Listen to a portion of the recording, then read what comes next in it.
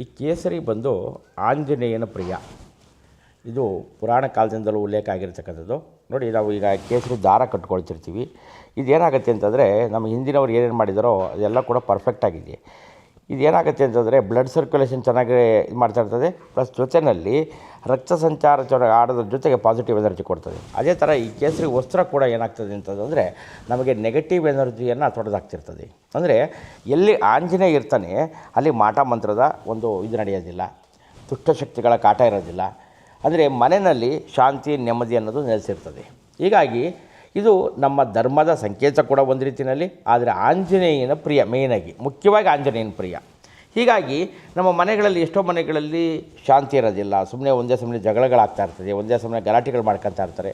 ಇದು ಯಾಕೆ ಆಗ್ತದೆ ಅಂತಂದರೆ, ನೆಗೆಟಿವ್ ಎನರ್ಜಿ ಜಾಸ್ತಿ ಆದಾಗ ಆ ಥರ ಆಗುತ್ತೆ.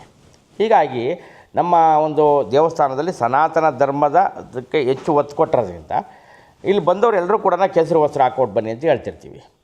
ಈ ಕೇಸರಿ ವಸ್ತ್ರವನ್ನು ಅವ್ರು ಅಲ್ಲಿಂದ ತಗೊಂಡು ಬಂದರೆ ಇಲ್ಲಿ ಸ್ವಾಮಿ ಮೇಲೆ ಇಟ್ಬಿಟ್ಟು ಅವರಿಗೆ ಹಾಕ್ತಾಯಿರ್ತೀವಿ.